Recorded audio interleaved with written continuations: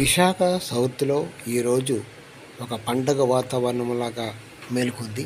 అయితే ఈరోజు విశేషం వాసుపల్లి గణేష్ కుమార్ నామినేషన్ సందర్భంగా అల్లిపురం వెంకటేశ్వర స్వామి దర్శనం అనంతరం కనకమహాలక్ష్మి అమ్మవారిని దర్శించుకున్నారు. అదేవిధంగా దుర్గాదేవి అమ్మవారిని కూడా దర్శించుకున్న అనంతరం ఒక పెద్ద ర్యాలీగా చౌట్రీ దగ్గరికి ర్యాలీగా బయలుదేరడం జరిగింది. ఈ ర్యాలీలో ప్రముఖ నాయకులు కార్యకర్తలు అందరూ కూడా పాల్గొనడం జరిగింది.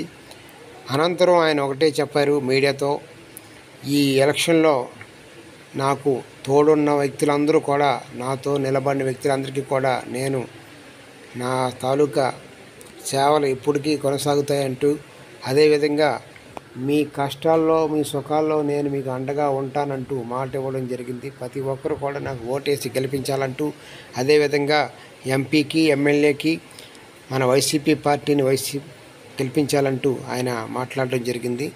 అదేవిధంగా పెద్ద ఎత్తున ఈరోజు జనాభా పాల్గొనడం జరిగింది. అదేవిధంగా ఈ సమక్షంలో మోగి సీను జనసేన నాయకుడు కూడా ఈ కార్యక్రమంలో ఆయన జనసేన పార్టీకి రాజీనామా చేసి ఈ కార్యక్రమంలో ఆయన కూడా పాల్గొన్నారు.